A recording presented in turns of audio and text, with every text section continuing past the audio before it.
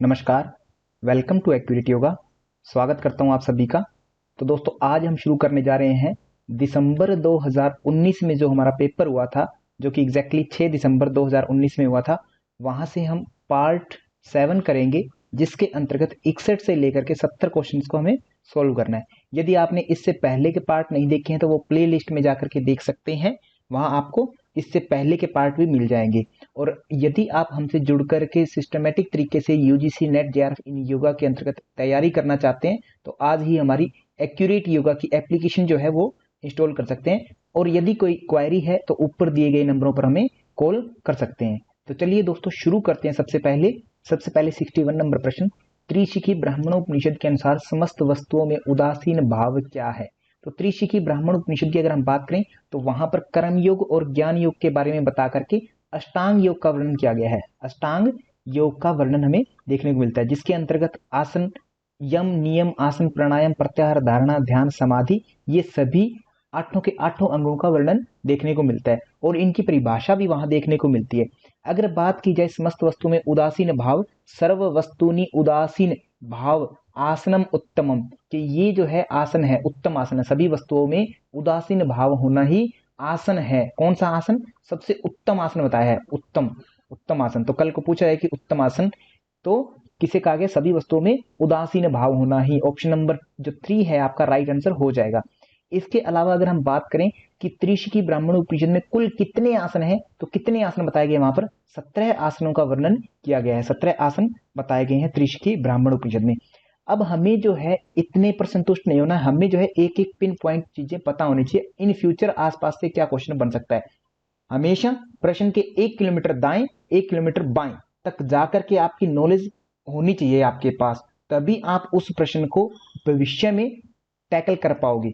क्योंकि आज उसके बारे में आपने इधर उधर की इंफॉर्मेशन गेट कर ली तो आगे जो है सारी के सारे प्रश्नों का उत्तर दे पाने में सहजता होगी। तो बात करते हैं यमों की। तो यम के बारे में क्या कहा गया है? यम के बारे में वहां कहा जाता है त्रिशिखी ब्राह्मणोपनिषद में, देह इंद्रियेषु वैराग्येषु, देह और इंद्रियों में वैराग्य की भावना, वैराग्य की भावना ये क्या है?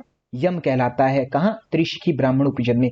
नियम की बात की जाए तो नियम के बारे में कहा गया कि निरंतर परमात्म तत्व में अनुराग रखना, निरंतर परमात्म तत्व में, परम तत्व जो है, परमात्म तत्व जिसको परमात्मा बोल देते हैं, उसमें अनुराग रखना, अनुरक्ति रखना, अनुराग रखना जो क्या है? नियम बताया गया है। ये भी अपना क्लियर हुआ।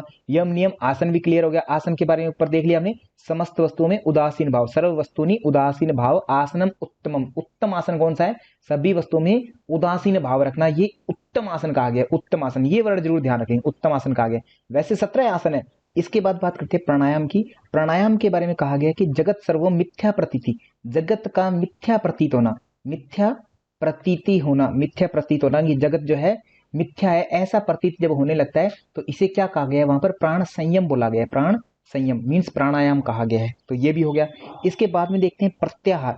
तो प्रत्याहार के लिए क्या कहा गया है? प्रत्याहार के विषय में वहां कहा गया है कि चित्त का अंतर्मुखी होना, चित्त से अंतर्मुखी भाव है प्रत्याहारस्तु, चित्त का अंतर्मुखी होना ही प्रत्याहार कहलाता है। इसी में एक चीज और इंक्लूड कर देते हैं कि प्रत्याहार के विषय में 18 मर्म स्थानों का वर्णन मिलता है त्रिशिखी ब्राह्मणोपनिषद में। वहां कहा गया है कि 18 मर्म स्थानों से वायु को खींचना भी क्या कहलाता है? प्रत्याहार कहलाता है। ये भी आप ध्यान रखेंगे। प्रत्याहार के विषय में 18 मर्म स्थानों का वर्णन किया गया है त्रिशिखी ब्राह्मणोपनिषद में। इसके बाद में अष्टांग योग के क्रम अनुसार चलें तो प्रत्याहार के बाद में आता है धारणा। धारणा के बारे में कहा गया है चित्तस्य निश्चली भावो धारणा धारणम विदु, कहता चित्त का निश्चल भाव मतलब जो स्थिरता है, वो भाव आ जाए, किसी चीज पर स्थिरता हो जाए चित्त की, मतलब चित्त का निश्चल भाव जो है वो क्या कहलाता है? धारणा कहलाता है। निश्चल भाव, निश्चल भाव किसका निश्चल भाव? चित्त का निश्चल भाव होना, निया चलना, वो कहलाता है। इसमें कहा गया है कि धारणा से संसार सागर भी पार हो जाता है। संसार सागर पार होने की बात भी कही गई है धारणा में। ध्यान की बात की जाए त्रिशिखी ब्राह्मण उपनिषद में कि सोहम चिन्ह मात्रम एव इति चिंतनम ध्यानम उच्यते, कि सोहम का चिंतन करना, कि वह मैं ही हूँ, सोहम का चिंतन करना है ना, कि वो जो चिन्ह मात्र ब्रह्म है कहता वह स्वयं मैं हूँ, उसका अंश मैं हूँ, ऐसा चिंतन करना ये क्या है? ध्यान कहलाता है। आगे लास्ट आता है समाधि। समाधि में एक अलग परिभाषा देखने को मिलती है, ध्यानस्य विस्मृति सम्यक समाधि अभिधीयते, कि ध्यान की विस्मृति, ध्यान का विस्मरण होना, ध्यान का भूल जाना, मतलब ध्यान हम कर रहे हैं, इस चीज का भी ख्याल न रहना, वो क्या है, समाधि की अवस्था है। ध्यान का विस्मरण हो जाना पूरी तरह से, वो समाधि कहलाता है। इस प्रकार अष्टांग योग का वर्णन त्रिशिकी ब्राह्मण उपनिषद में देखने को मिलता है। तो ये चीजें दोस्तों आपको ध्यान रखनी है, प्रश्न आगे इन फ्यूचर कहीं और से बन सकता है। आज आपसे प्रश्न पूछा गया है आसन से कि उत्तम आसन कौन सा है, समस्त वस्तुओं में उदासीन भाव, इसे हमने क्या कहा है, समस्त वस्तुओं में उदासीन भाव, इसे हमने उत्तम आसन की संज्ञा दी है। तो आसन से संबंधित है ये बात। कल को आपसे इन 8 अंगों से अनेक जगह से प्रश्न पूछा जा सकता है, उसके लिए आप जरूर तैयार रहेंगे। इसी के साथ हम चलते हैं नेक्स्ट प्रश्न पर। नेक्स्ट है 62 नंबर प्रश्न। महर्षि पतंजलि के अनुसार इष्ट देवता का साक्षात्कार किससे होता है? तो योग सूत्र का यह प्रश्न है दोस्तों, योग सूत्र से। तो अब अपने को बताना है कि इष्ट देवता का साक्षात्कार किससे होता है। प्रश्न देखते ही सामान्य आपने उत्तर दे दिया है कि स्वाध्यायाद इष्ट देवता संप्रयोग है, कि स्वाध्याय से इष्ट देवता जिसका आप भक्ति करते हैं उसका संप्रयोग मीन्स उनका साक्षात्कार संभव है, ऐसा कहा गया है। कहाँ कहा गया है? दूसरा पाद जिसका नाम साधन पाद है, वहां पर 44 नंबर सूत्र में ये बात कही गई है कि स्वाध्याय इष्ट देवता संप्रयोग है। तो ये प्रश्न का उत्तर जो है हमारा ऑप्शन नंबर 3 राइट हो जाएगा। परंतु हमें जो है इसको डेप्थ में जानना है। बात की जाए ईश्वर प्रणिधान की, तो ईश्वर प्रणिधान क्या है? ईश्वर प्रणिधान को क्रिया योग में भी शामिल किया जाता है, क्रिया योग और नियमों के अंतर्गत भी रखा गया है, नियमों के भी अंतर्गत रखा गया है। इससे क्या होता है, समाधि की सिद्धि होती है। समाधि सिद्धि ईश्वर प्रणिधानात, समाधि के लिए ईश्वर प्रणिधान का वर्णन बताया गया है। तो ये जो है सूत्र कहाँ कहा गया है, ईश्वर प्रणिधान वाला देखा जाए तो ये कहा जाता है अपने को 45 नंबर, दूसरे अध्याय का 45 नंबर सूत्र जो है ईश्वर प्रणिधान के विषय में आता है। ईश्वर प्रणिधान क्रिया योग में भी है, तप स्वाध्याय ईश्वर प्रणिधानानि क्रिया योग है, और इसको नियमों में भी बताया गया है, शौच संतोष तप स्वाध्याय ईश्वर प्रणिधानानि नियम, ऐसे भी कहा जाता है। तो ये आपको याद रखना है, ईश्वर प्रणिधान दोनों जगह पर आया। हानोपाय की बात आए तो हानोपाय, हान का उपाय, हान क्या है, दुख, दुख का उपाय क्या है, विवेक ख्यातिर विप्लवा हानोपाय, ये भी कहा जाता है। विवेक ख्याति विप्लवा हानोपाय, ये कहां पर कहा जाता है? दूसरे अध्याय का 26 नंबर सूत्र है, वहां पर यह कहा गया कि विवेक ख्याति जो है वो क्या है, हान का उपाय, मतलब दुख का उपाय जो है विवेक ख्याति है। आगे बात करें हम समाधि की, तो समाधि किससे बताया, अभी हमने देखा ईश्वर प्रणिधानात जो है क्या होता है, समाधि सिद्धि ईश्वर प्रणिधानात, समाधि जो है ईश्वर प्रणिधान से होती है, ये कहा गया है। नेक्स्ट है 63 नंबर प्रश्न। यहाँ पर नाद बिंदु उपनिषद के अनुसार सूची 1 और सूची 2 दो दी गई है, इनको हमें सुमेलित करना है। तो नाद बिंदु उपनिषद के अनुसार हमें पता होना चाहिए कि वहां पर ओंकार की 4 मात्राएं बताई गई है, और ये भी आपको बता दूं कि एक जगह पर ओंकार को नाद बिंदु में हंस मान करके हंस की 12 मात्राओं का भी वर्णन किया गया, 12 मात्राएं भी हमें देखने को मिलती है, और 4 मात्राओं का अलग से वर्णन किया गया है, ओंकार की 4 मात्राओं का अलग से वर्णन भी हमें देखने को मिलता है। ठीक है, 4 मात्राएं कौन कौन सी है, अकार उकार मकार, और चौथी जो है अर्ध मात्रा को कहा गया। अगर हम देखें यहाँ पर सबसे पहले अगर हम बात करें अकार की, तो अकार जो है प्रथम मात्रा है, उसको आग्नेय स्वरूप वाली बताया गया था, अग्नि तत्व से संबंधित है, अग्नि तत्व बताया गया है। दूसरी बात करें उकार से, तो उकार के लिए कहा गया कि ये वायव्य है, दूसरी वायु से संबंधित है उकार मात्रा। तीसरी मात्रा आती है हमारे पास मकार मात्रा, मकार के लिए कहा गया है कि ये भानुमंडल मतलब सूर्य से संबंधित है, सूर्य से संबंधित होगी। चौथी मात्रा की बात की जाए अर्ध मात्रा, तो अर्ध मात्रा के विषय में कहा गया है कि ये वारुणी से संबंधित है, ऑप्शन नंबर जो 3 है सूची में 2 में, वहां से संबंधित है, वारुणी के बारे में कहा गया है। अब हम उत्तर देखते हैं, उत्तर हमारा क्या होना चाहिए, ए का 2 होना चाहिए। तो ए का 2 हमें only and only option number 2 में मिल रहा है, जिस कारण से हमारा इसका राइट आंसर जो है क्या होगा, ऑप्शन नंबर 2 बिल्कुल राइट हो जाएगा। तो ये चीजें आपको दोस्तों पता होना चाहिए। वहां पर नाद बिंदु उपनिषद में हंस की जो 12 मात्राएं तय है, ओंकार रूपी हंस की 12 मात्राएं, वो भी बहुत इंपॉर्टेंट है, उनके बारे में आपको पता होनी चाहिए। 12 मात्राओं के बारे में इंपॉर्टेंट है दोस्तों, उनको जरूर याद कर लेंगे, 12 मात्राओं के सीक्वेंस को याद करिए, और उनसे क्या फायदा होता है क्या नुकसान होता है वो भी आप जरूर ध्यान रखेंगे। इसी के साथ हम चलते हैं नेक्स्ट प्रश्न पर, क्वेश्चन नंबर 64। यहाँ पर कहा गया निम्नलिखित में से क्या पराविद्या से संबंधित है। पराविद्या, सबसे पहले हमें ये पता होना चाहिए कि परा और अपरा विद्या का वर्णन किस ग्रंथ में कहां पर मिलता है, हमें किस उपनिषद में मिलता है। उपनिषद का प्रश्न है, परा अपरा विद्या की बात की जाए, परा और अपरा विद्या की, तो ये कहां पर मिलता है, हमें मुंडक उपनिषद में मिलता है, मुंडक उपनिषद में, वहां पर इसके बारे में हमें चर्चा देखने को मिलती है। मुंडक उपनिषद में कहा गया कि परा और अपरा 2 प्रकार की विद्याएं हैं, जिसमें अपरा विद्या तो ये नाशवान है, मतलब इस संसार की विद्या। अपरा विद्या में क्या आ जाता है, इस संसार की विद्या, संसार से संबंधित चीजें आ जाती सारी सारी, जिसमें हम व्याकरण छंद आदि, वेद उपनिषद आदि, इनको जो है वेद वेदांग आदि जो है अपरा विद्या में रखा गया। अपरा मतलब जो परे नहीं है, और परा मीन्स जो परे है, परे मीन्स दूर है, हमसे दूर, मतलब पर ब्रह्म वाली विद्या, ब्रह्म वाली विद्या जिसको हम ब्रह्म विद्या के नाम से जान सकते हैं, अक्षर विद्या के नाम से जानते हैं। अक्षर मीन्स जो क्षरण नहीं होता, जिसका अक्षर, या ओंकार को भी परा विद्या के रूप में बताया गया है। इन तीनों का अर्थ एक ही है। तो यहाँ पर ओंकार बोले या अक्षर बोले, अक्षर मीन्स जिसका क्षरण नहीं होता कभी भी, तो वो क्या है, परा विद्या से संबंधित बताया गया है। बाकी सभी वेदांग और वेद जो है हमारे क्या बताए, अपरा विद्या के अंतर्गत बताए गए। ये आपको पता होना चाहिए। अपरा विद्या में क्या बताया, वेद और वेदांग। वेद कितने हैं ये पता होना चाहिए। वेद की बात की जाए तो वेद 4 हैं। कौन कौन से हैं सीक्वेंस में पता होना चाहिए, क्योंकि ऑर्डर पूछा जाता है बहुत सी बार। तो सबसे पहला हमें पता है ऋग्वेद जो है सबसे प्राचीनतम वेद है। उसके बाद में यजुर्वेद आता है हमारा, फिर यजुर्वेद के बाद में सामवेद आता है। इन तीनों को हम क्या कहते हैं, वेद त्रयी कहते हैं। इन तीनों को वेद त्रयी कहते हैं, वेद त्रयी। कल को प्रश्न पूछा जा सकता है कि वेद त्रयी में कौन से शामिल है और कौन से नहीं है। तो 3 हो गए। चौथा वेद कौन सा जो अंत में आया है, अथर्व वेद, उसको हम कहते हैं अथर्व वेद, चौथा वेद माना जाता है। तो इस प्रकार से 4 वेद है और 6 वेदांग है। 6 वेदांगों के बारे में आपको पता होना चाहिए। 6 वेदांग कौन कौन से हैं इसके बारे में डेप्थ में आपको जानकारी होनी चाहिए। 6 वेदांग है, उनके बारे में आप कमेंट बॉक्स में लिखेंगे, मैं समझ जाऊंगा कि आप लोगों को डेप्थ में जानकारी है। वेदांग के बारे में आप जरूर बताएंगे। तो चलिए दोस्तों, इसी के साथ इस प्रश्न का उत्तर क्या हुआ, ऑप्शन नंबर 1 इसका उत्तर हो जाएगा। हम चलते हैं नेक्स्ट प्रश्न पर। नेक्स्ट है 65 नंबर प्रश्न। योग वासिष्ठ के अनुसार मुक्ति के 4 द्वारपाल कौन से है। तो मुक्ति के 4 द्वारपाल पूछे योग वासिष्ठ के अनुसार, तो वहां आपको पता होगा कि 4 द्वारपाल, एक शम है, दूसरा विचार, तीसरा संतोष है, और चौथा बात की जाए तो साधु संगम, चौथा बताया गया साधु संगम। ये 4 जो है मुक्ति के द्वारपाल बताए गए और इनकी सीक्वेंस हमें देनी है। यहाँ पर सीक्वेंस पूछिए, चारों ऑप्शन आगे पीछे दे रखे, राइट आंसर, राइट सीक्वेंस हमें बतानी है। तो शम और विचार और फिर संतोष और साधु संगम मीन्स साधु पुरुषों का संग करना, ये कहां पर बताया गया, ऑप्शन नंबर 3 बताया गया है। तो हमारा यहाँ पर राइट आंसर जो क्या होगा, ऑप्शन नंबर 3 जो है बिल्कुल राइट हो जाएगा। ये हमें ध्यान रखना है। तो इसी के साथ हम चलते हैं नेक्स्ट प्रश्न पर। नेक्स्ट है 66 नंबर प्रश्न। पातंजलि योग सूत्र के प्रथम सूत्र में योग शब्द का अर्थ व्यास भाष्य के अनुसार क्या है। तो व्यास भाष्य की बात की जाए तो व्यास भाष्य क्या है, योग सूत्र पर लिखा गया सबसे प्राचीनतम भाष्य है व्यास भाष्य। योग सूत्र का प्राचीनतम भाष्य व्यास भाष्य के रूप में जाना जाता है। वहां पर कहा जाता है, योग सूत्र का दूसरा सूत्र जब देखते हैं, योगश चित्त वृत्ति निरोध है, कि योग जो है चित्त वृत्तियों का निरोध है। उसी को एक्सप्लेन करते समय व्यास ऋषि जी ने कहा है कि ये जो योग है, योग समाधि, योग है समाधि, इस तरीके से इसे कहा गया कि योग क्या है, समाधि है। तो इसका राइट आंसर क्या होगा, ऑप्शन नंबर 3 जो है हमारा राइट आंसर हो जाएगा कि व्यास जी के अनुसार योग क्या है, योग समाधि जनक है। ठीक है, योग की तुलना समाधि से की गई है।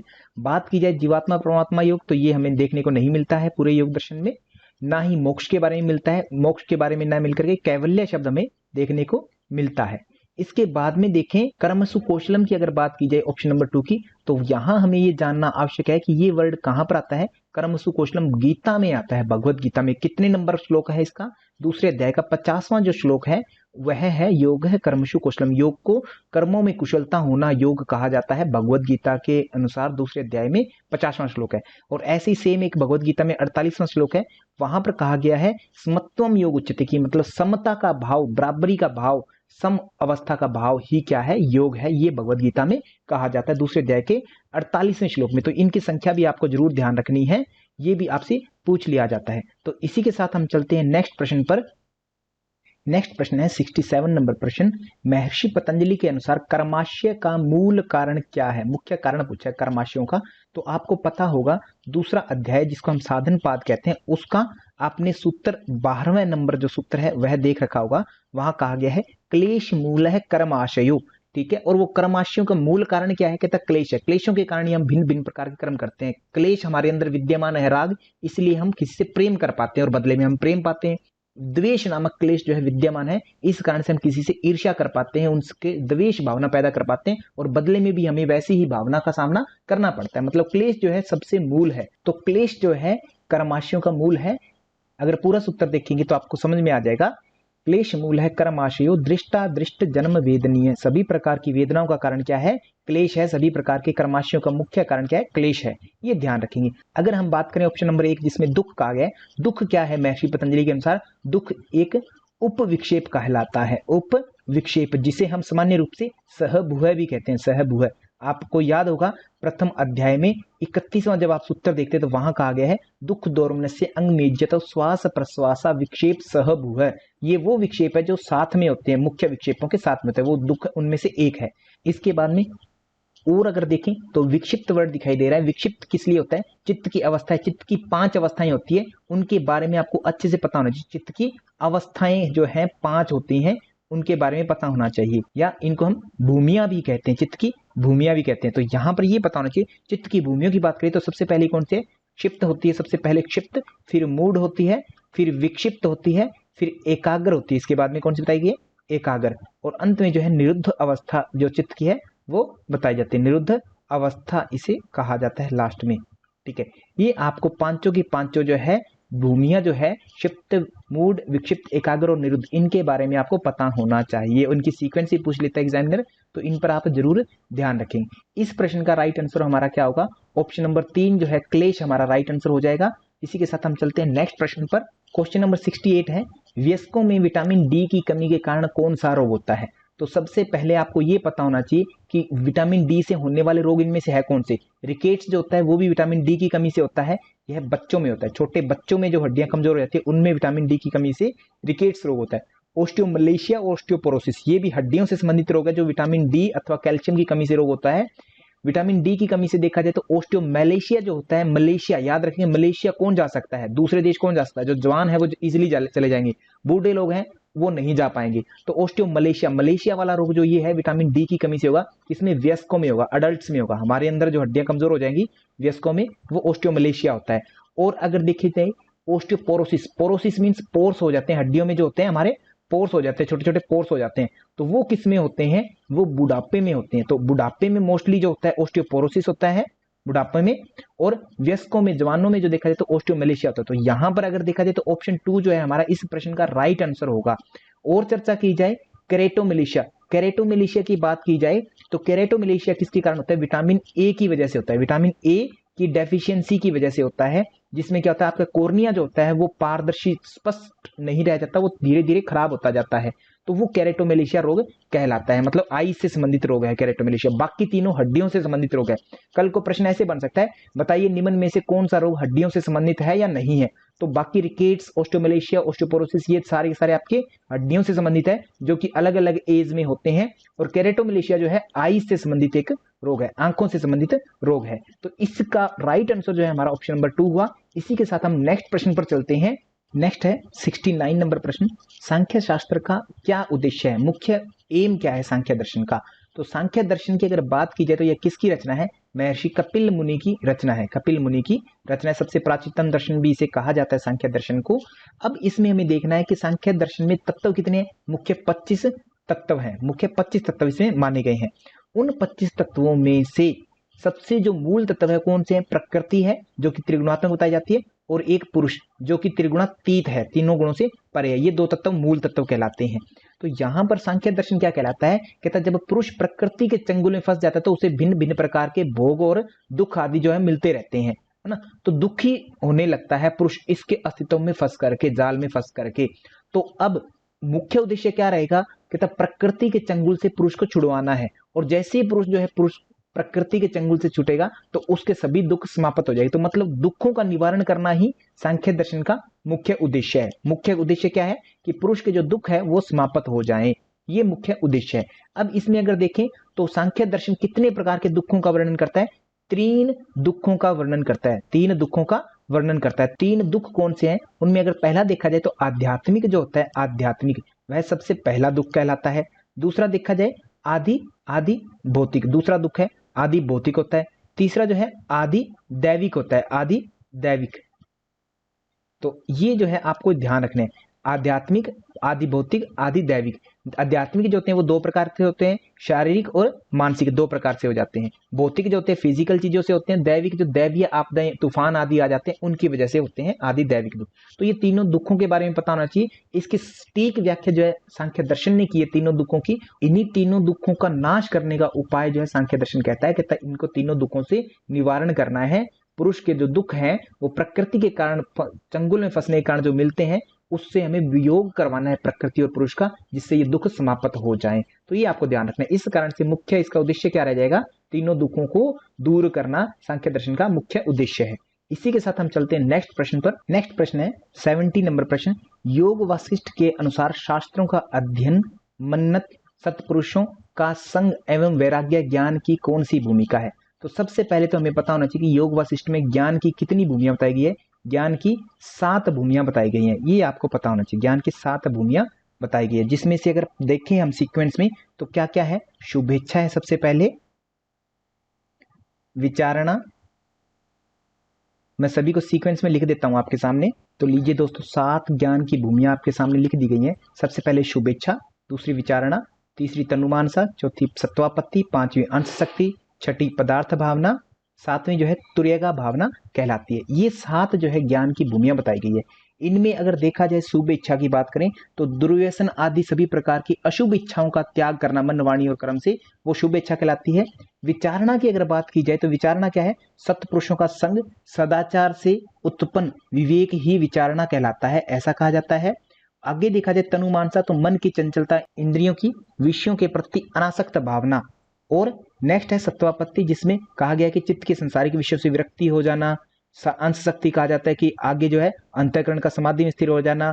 आगे लास्ट जो होता है पदार्थ भावना, 6 नंबर का जो पॉइंट है, वहां कहा गया कि संसारिक पदार्थों का अत्यंत अभाव हो जाना। और अंत में जो तुर्यगा भावना है कि आत्म भावना, मतलब आत्म भाव में निष्ठ रहना, ये जो है तुर्यगा भावना कहलाती है। अब हमें जो जानना है, शास्त्रों का अध्ययन, मनन, सत्पुरुषों का संग एवं वैराग्य की कौन सी भूमिका कहलाती है। तो यहाँ पर हमसे पूछा जाए शास्त्रों का अध्ययन, मनन और सत्पुरुषों का संग और वैराग्य कौन सी भूमिका होगी। विचारणा जो है यह ऑप्शन हमारा राइट होगा। यहाँ पर ऑप्शन नंबर 3 जो है बिल्कुल राइट हो जाएगा। अब अगर इनको हमें अरेंज करने के लिए कल को प्रश्न पूछ लिया जाए तो आप इसको कैसे अरेंज करोगे। तो ध्यान रखना है, सत्वापत्ति को यहाँ क्या बोला है, 1 बोला है, तो सत्वापत्ति के आगे 1 लगा दोगे आप।